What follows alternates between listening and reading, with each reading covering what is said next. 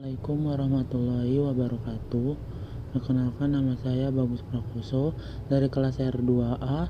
NPM saya 2023155013. Saya dari program studi pendidikan sejarah Fakultas Ilmu Pendidikan dan Pengetahuan Sosial.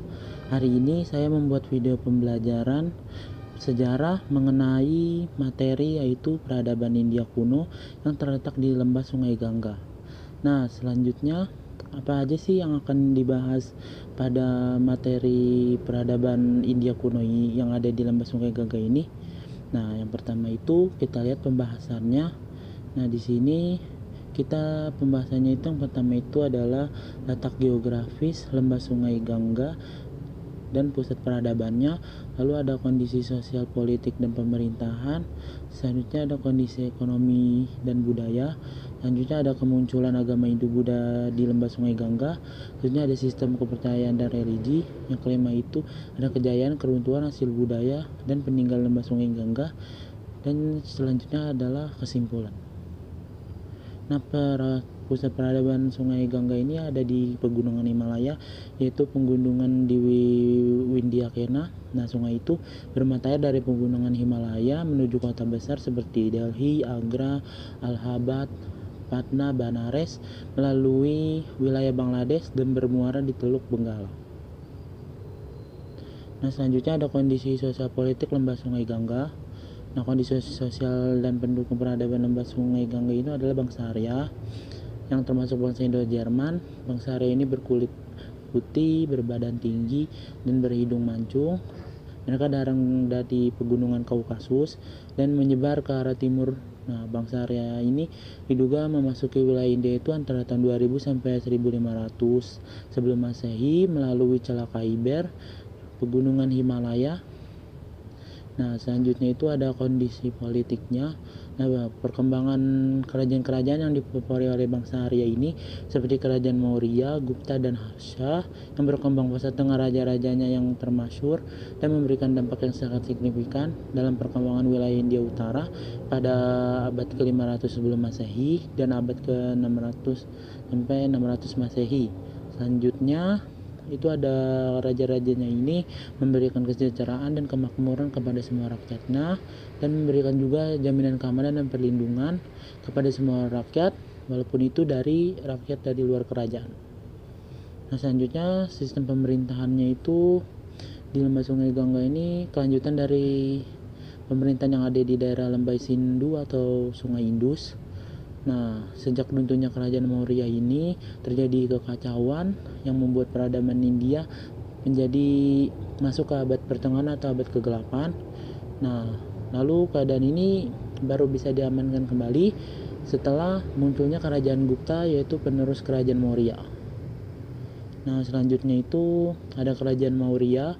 Nah, yang pertama itu rajanya itu adalah Chandragupta Maurya. Nah, pada masa pemerintahannya Chandragupta itu memperluas wilayah kerajaannya ke timur, sehingga sebagian besar daerah India itu di bagian daerah itu menjadi bagian dari kekuasaan Chandragupta. Dalam waktu yang singkat itu Chandragupta itu mencapai kekuasaannya itu sangat luas, termasuk di daerah Kashmir di sebelah barat dan lembah Sungai Gangga di sebelah timur. Nah, Raja Chandragupta ini juga membebaskan India dari kekuasaan pasukan Iskandar Zulkarnain dari Persia. Nah, yang kedua itu ada Raja Asoka yang Agung. Nah, Raja Asoka ini adalah anak dari Raja Bindusara dan Ratu Dharma, sekaligus juga cucu Chandragupta Maurya yang membawa kerajaan Maurya pada puncak kejayaannya.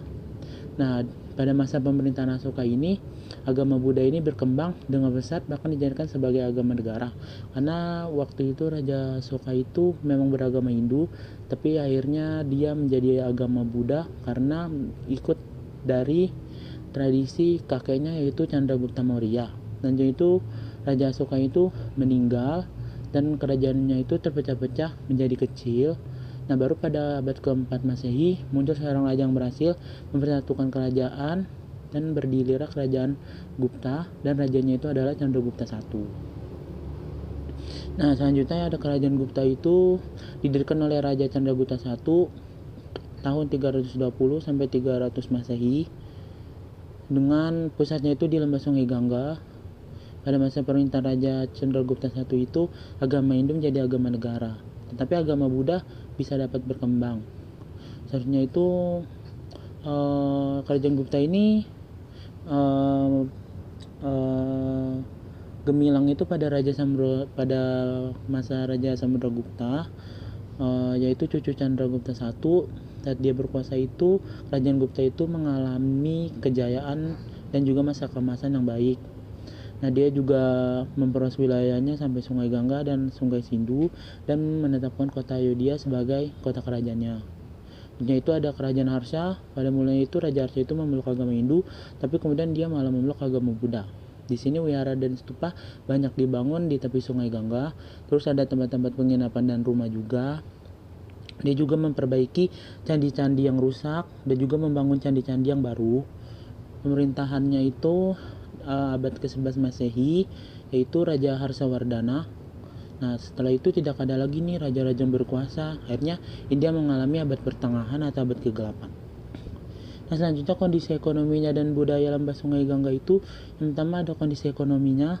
Nah, masyarakat lembah Sungai Gangga mengembangkan ekonominya itu dengan mata pencariannya pertanian, peternakan, dan juga perdagangan. Nah, pertaniannya itu mereka menghasilkan padi, gandum, buah-buahan, dan sayur-sayuran. Mereka juga berternak, yaitu berternak sapi, kerbau, babi, dan juga domba. Dan juga mereka juga melakukan perdagangan. Yang mereka hasilkan itu adalah emas, perak, tembaga, garam, rempah-rempah, kayu manis, pala, dan cengkeh. Selanjutnya itu ada kayu jati, bulu burung merak, dan batu semi mulia seperti lapis lazuli, mutiara, virus, dan juga batu akik. India kuno ini juga mendatangkan juga barang-barang jadi nih, seperti perhiasan, manik-manik dari kaca, batu, jimat, sisir, tembikar, perkakas, dan juga kain katun cetak, sutra, bongkahan gula, obat-obatan, serta buah-buahan, mentega murni, anggur, dan juga madu. Tentunya ada kondisi budayanya itu, lembah Sungai Gangga ini ada campuran dari bangsa Arya dan juga bangsa Dravida yang menjadi satu. Nah, wilayah India itu yang diduduki oleh bangsa Arya ini disebut negara Arya atau negara Arya atau Aryavarta, atau orang memanggilnya Hindustan atau negara Hindu. Orang Dravida ini hanya melarikan diri ke selatan. Nah, bangsa Arya ini menyembah banyak dewa seperti Dewa Bayu, Dewa Varuna, lalu Dewa Agni, Dewa Indra. Selanjutnya itu kemunculan agama Hindu-Buddha di lembah Sungai Gangga itu, yang pertama ada lembah Sungai Gangga itu saksi biksu lahirnya agama Hindu-Buddha. Nah, agama Hindu ini menyembah 3 dewa utama, yaitu Dewa Brahma, Dewa Wisnu, dan juga Dewa Siwa. Nah, di dalam tingkatan sosial yang dibuat oleh bangsa Arya ini ada yang namanya kasta. Kastanya itu untuk membedakan antara bangsa Arya dan bangsa Dravida. Nah, kastanya itu adalah Brahmana, Ksatria, Waisya, dan juga Sudra. Nah, setiap orang ini itu bisa berganti kasta. Tidak bisa berganti kasta karena dalam agama Hindu itu bersifat tertutup. Apabila ada perkawinan maka akan dikucilkan. Kepercayaan itu digunakan dalam sistem kasta. Nah, sesuainya itu dengan warna kulit dan juga kewajiban sosial. Kitab agamanya itu adalah Hindu. Hindu itu adalah kitab Weda yang dibagi 4, yaitu ada Rigveda, Samaweda, Yajurveda, dan Atharmaweda. Ini berisi nyanyian dan juga puji-pujian kepada dewa-dewi. Terusnya itu ada agama Buddha. Agama Buddha itu muncul dari reaksi agama Hindu yang menyeleweng, yaitu dengan menyetarakan dan juga memperbedakan manusia. Nah, Siddhartha Gautama itu tokoh yang menentang kasta. Siddhartha Gautama itu adalah pangeran dari kerajaan Kapilavastu, yaitu meninggalkan kemapanan di istana dan memilih hidup dengan sederhana. Kitab agama Buddha itu adalah Tripitaka. Seharusnya itu untuk masuk ke nirwana atau surga ada 2 cara dalam agama Buddha, yaitu Buddha Mahayana dan Buddha Hinayana. Yang selanjutnya itu adalah Buddha Mahayana itu adalah ajaran Buddha yang meluas atau besar. Nah, mereka itu ajarannya itu meluas. Lalu untuk melakukan ajaran Mahayana ini secara bersama-sama atau dengan membentuk kelompok besar untuk acara agama Buddha, yaitu doa, upacara, dan ritual keagamaan. Nah, Buddha selanjutnya ada Buddhisme Hinayana itu bersifat kontetikan dari ajaran Buddha Siddhartha Gautama. Itu artinya itu kecil. Hinayana ini mencakup hal kecil tentang pengikut Buddha. Terus ajarnya itu seharusnya secara individu agar pengikutnya itu bisa dekat dengan Sang Buddha. Jadi secara keseluruhan itu ajaran Buddha itu dibukukan dalam kitab Tripitaka sebagai kitab agama Buddha. Kitab ini dari 3 kumpulan tulisan-tulisan, yaitu ada Sutra Pitaka, Vinaya Pitaka, dan Abhidharma Pitaka. Ini berisi berbakti kepada Buddha, ajarannya, dan para biksu. Terusnya itu sistem kepercayaannya itu sebelum agama Hindu datang itu masyarakat lembah Sungai Gangga itu punya kepercayaan kepada dewa dewi, yaitu dipelopori oleh bangsa Dravida. Nah mereka itu menyembah dewa dewi seperti contohnya itu dewa dewinya itu adalah Dewi Ibu atau Mother Goddess, dan juga dewa bertanduk. Terus pemujaan mereka juga itu terhadap binatang tertentu yang dianggap suci seperti sapi, harimau, burung garuda yang sampai saat ini menjadi mitologi yang berkembang di India. Khususnya itu mereka juga menyembah pohon-pohon, contohnya itu pohon-pohon beringin. Selanjutnya itu setelah agama Hindu Buddha datang tuh yang dipelopori bangsa Arya tuh peradaban India kuno ini akhirnya meresmikan agama Hindu yang berasimilasi dengan bangsa Dravida tadi, terus sebagai agama resmi di peradaban India kuno. Nah agama Buddha juga muncul atas reaksi dari agama Hindu yang menyeleweng tersebut dengan strata sosialnya yaitu kasta. Nah, agama Hindu-Buddha ini akhirnya menyebar ke luar wilayah peradaban India seperti wilayah Asia Tenggara termasuk Myanmar, Thailand, Indochina itu termasuk Vietnam, Kamboja, Laos, Malaysia, Singapura, dan juga termasuk Indonesia dengan kerajaan-kerajaan Hindu-Buddha mereka itu yang sangat terkenal, berpengaruh, dan peninggalannya itu menjadi bukti kejayaan mereka hingga saat ini. Selanjutnya ada kejayaan lembah Sungai Gangga itu peradabannya itu dari peradaban kerajaan Gupta. Nah di sini tuh Raja Samudra Gupta itu yang merupakan cucu Raja Chandragupta I itu dia itu berhasil menguasai seluruh wilayah Sungai Gangga dan lembah Sungai Indus. Nah setelah dia menguasai wilayah tersebut, dia memindahkan pusat kerajaannya itu di Ayodhya. Lalu dia juga agar memudahkan dia itu berkoordinasi dengan kerajaan-kerajaan lainnya, dan juga kerajaan-kerajaannya tersebut sangat luas. Nah kerajaan Gupta itu berdirinya itu tahun 320 sampai 550 Masehi. Raja Samudra Gupta ini sangat peduli pada perkembangan ilmu pengetahuan seperti dalam bidang matematika, astronomi, agama, dan filsafat.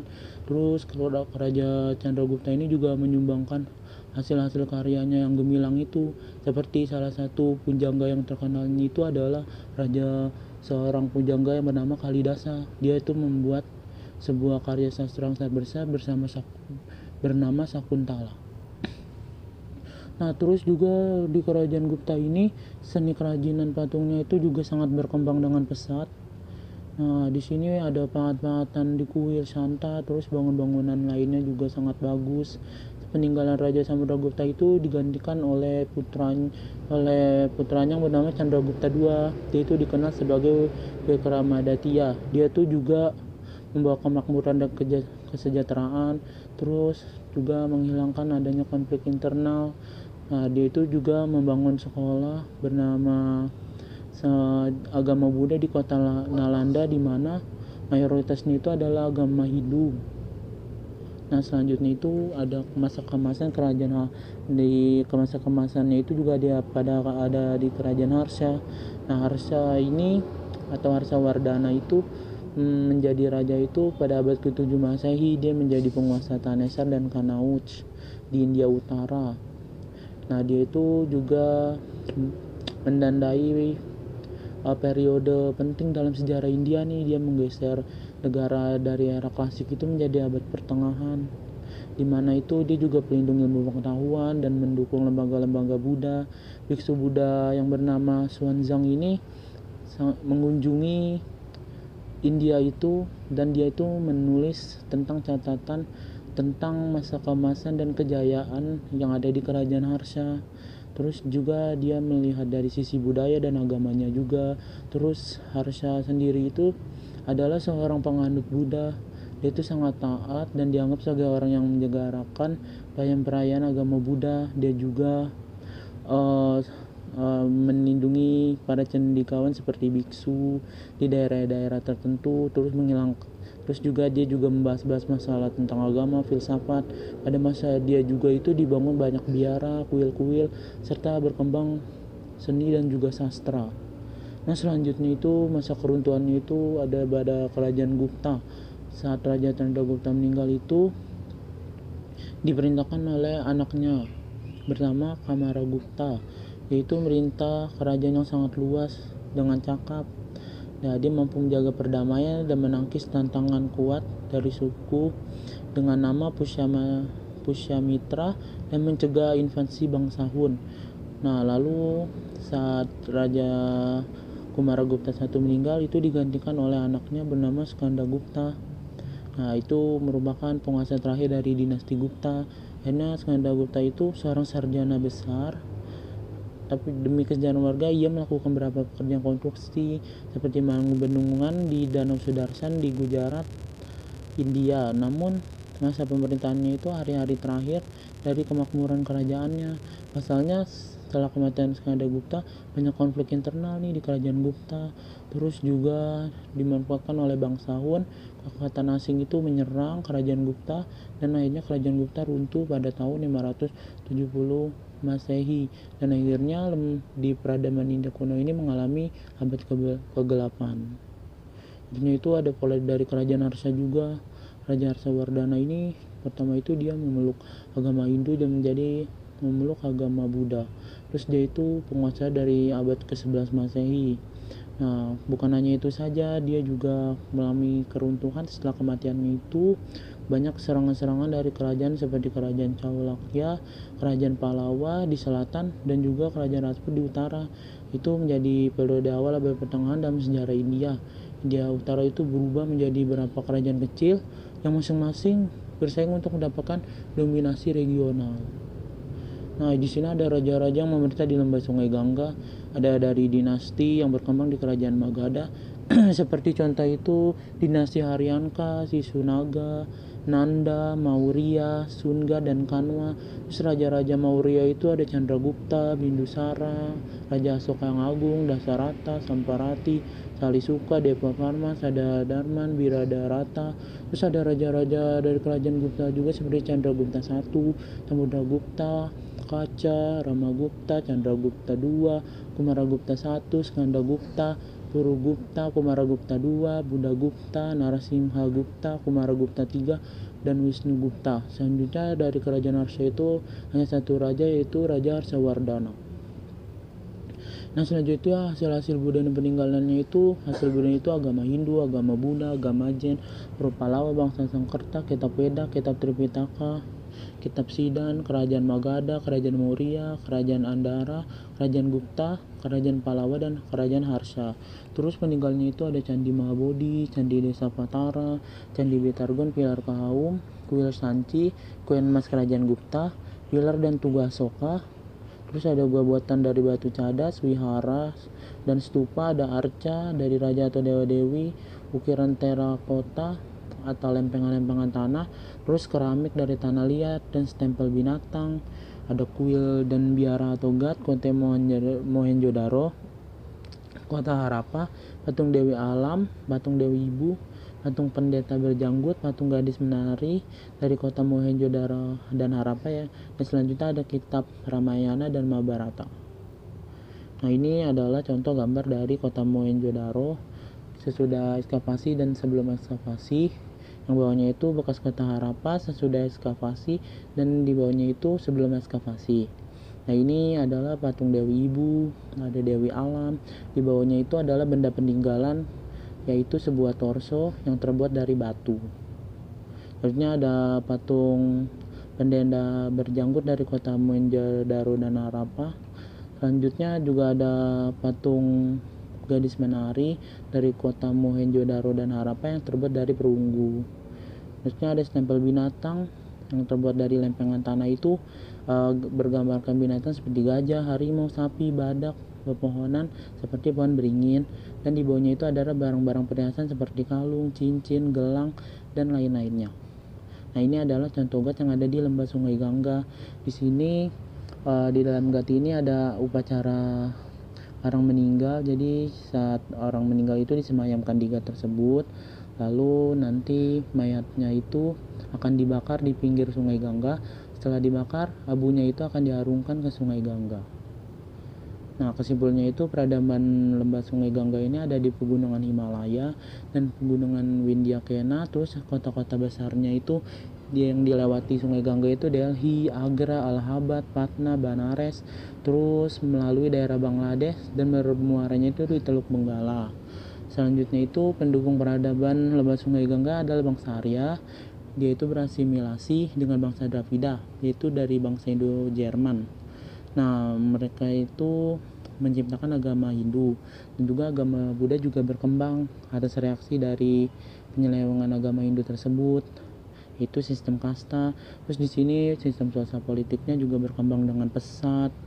Terus juga ada kerajaan-kerajaannya yang juga membawa kesejahteraan dan kemakmuran seperti kerajaan Maurya, Gupta, dan juga Harsha.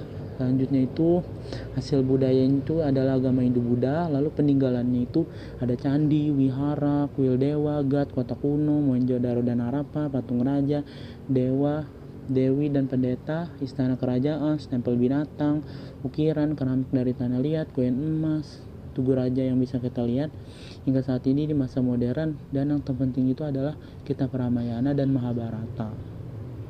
Nah, mungkin segitu saja materi yang bisa saya jelaskan pada video pembelajaran sejarah yang dengan materi peradaban India kuno yang ada di lembah Sungai Gangga.